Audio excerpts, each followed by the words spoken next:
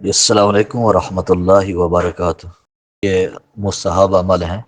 کوئی کرتا ہے تو فوت شدہ کو ثواب ملتا ہے، کوئی نہیں کرتا تو اسے گناہ نہیں ہوگا۔ مطلب یہ ہے کہ یہ مستحبات سے ان کا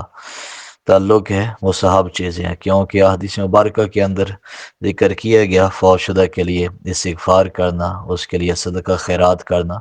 یہ کثیر احادیث مبارکہ سے ثابت ہے۔ تو اس طرح فوت شدہ کے لیے یا دوسرے دن کیا جائے، تیسرے دن کیا جائے، ساتویں دن کیا جائے، جب کرتے ہیں چاہے ہر جمعرات کو کوئی کرتا ہے، مہینے بعد کرتا ہے،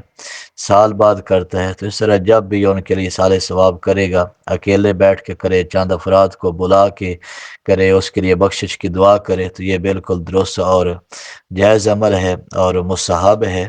جس کی حقیقت استحباب والی ہے۔ کوئی کرتا ہے تو فوت شدہ کو ثواب ملے گا، کوئی نہیں کرتا تو یہ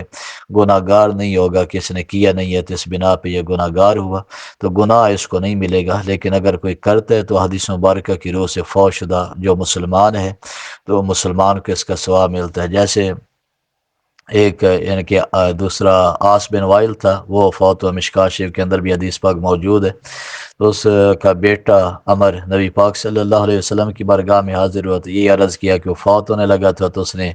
کہا تھا کہ میری طرف سے 100 غلام آزاد کر دینا، تو اب میرے لیے کیا حکم ہے؟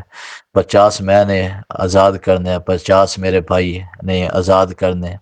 تو نبی پاک صلی اللہ علیہ وسلم فرمایا لو کان مسلما فاتقتم عنہ او تصدقتم عنہ او حججتم عنہ بلغ ذلك، اگر وہ مسلمان ہوتا، اس کی طرف سے غلام آزاد صدقہ کرتے، غلام آزاد کرتے، حج کرتے، اس کو اس کا ثواب ملتا تھا۔ اس وجہ سے فوت شدہ کے لیے جو اہتمام کیا جائے، غلام آزاد کیے جائیں، صدقہ خیرات کیا جائے تو فوت شدہ کو ثواب ملتا ہے۔ تو یہ مستحب ہے، یہ واجب نہیں ہے، فرض نہیں ہے۔ کوئی نہیں کرتا تو ساری زندگی اگر کوئی نہیں بھی کرتا تو پھر بھی گناہ گار نہیں ہوگا، تو اس کی حیثیت اسلام کے اندر مستحب والی ہے، کریں ثواب ہے، نہ کریں کوئی گناہ نہیں۔